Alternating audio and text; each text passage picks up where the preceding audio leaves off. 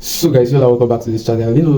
I'm going to play a video for you to see what Tinubu is really good at doing when it comes to tribal hatred. Tinubu is very good at sponsoring.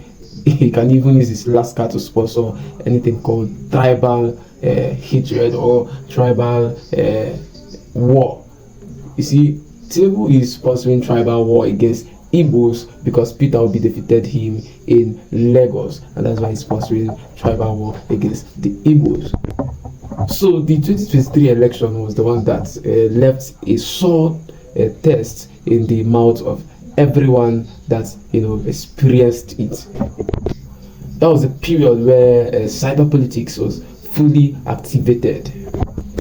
When Bola Ahmed Tinubu was contesting to be the President of the Federal Republic of Nigeria, a whole lot of people said that one thing Bola Ahmed Tinubu knows how to do very well is to divide people. Don't worry, I'm going to play this video for you to see, because what this guy is saying, his name is David Hondeyin. He's saying that Tinubu is really sponsoring tribal war against the Igbos because P2B won him in Lagos. So let's delve more into this discussion because it's a very interesting one. Before I play the video for you, I want to let you know that if Tinubu cannot get you, he will divide you, and he has done that to a whole lot of persons. So you saw what he tried doing with the Afenifere, because the Afenifere endorsed P2B, and the next thing he tried doing was to divide them to the point that they started having two leaders. Imagine, they started having two leaders. They went and called somebody that has already retired, and they activated him to become the president of the Afenifere.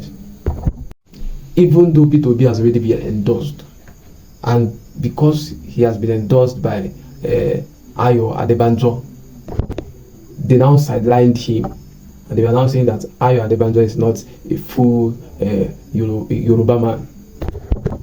They now went to activate someone that has already retired and is now resting in his house.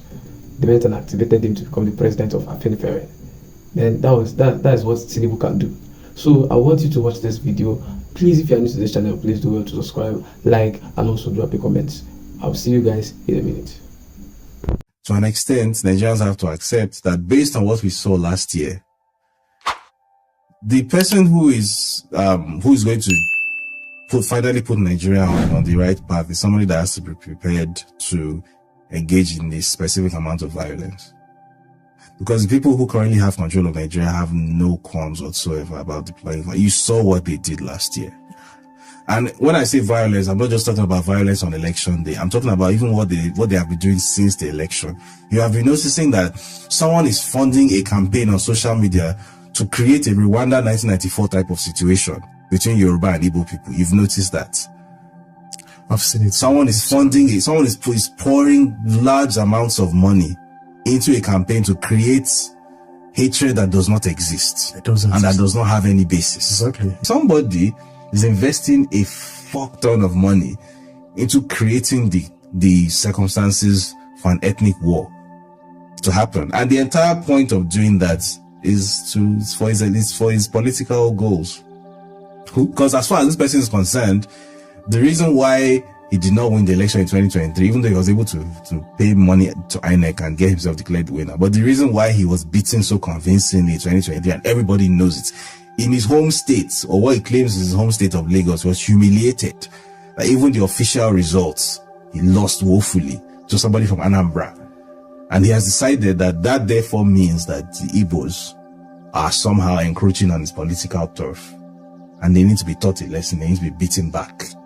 And the way to do that is to create enmity, create hostility, animosity between both groups. So that for the first, bear in mind that Igbos and Yorubas have literally the distance between Idanre in Ondo State and Onitsha is about 150 kilometers.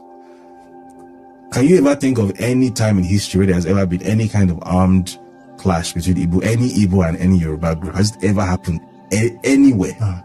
Even in modern Nigeria, has it ever happened? How does I know of? None. Even in modern Nigeria, None. where there have been pogroms like Hausa kill Igbo, has that ever happened in Igbo? It has not happened, because we're not enemies. Yeah. This guy is trying to create that enmity where it doesn't exist.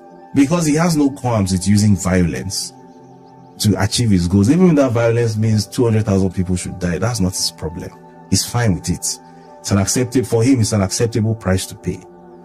So those of us who are interested in moving Nigeria forward, we also need to understand that to quote, even though I'm no longer Christian, but there's a Bible portion that Christians like to quote sometimes, which I tend to find. Violence take it by force. Yes. You have to be prepared to inflict a certain amount of violence on the people who are determined that your life must not get better. Because there are people like that. There was a video I was watching recently where some guy who says he's Yoruba nationalist, yada yada yada, but not the kind of nationalist that wants a separate country. He just wants Igbos to leave Lagos. That kind of like stupid pseudo nationalist that doesn't understand what the meaning of the word nationalist is.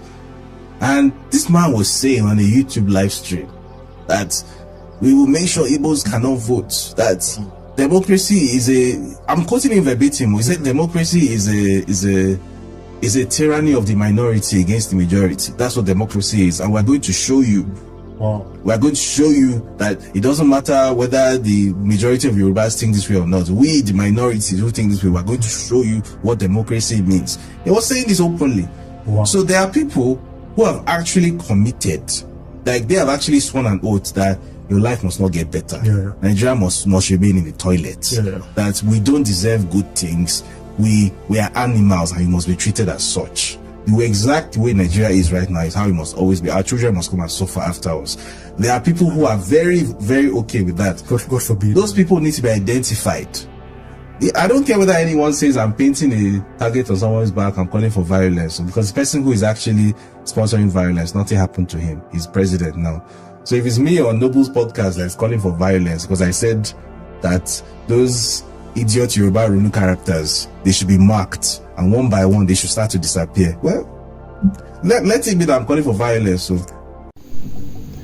So guys, thank you for watching that video. Please, if you are new to this channel, please do well to subscribe, like, and also drop your comments below. I'll see you guys in my next video. Thank you for staying with us.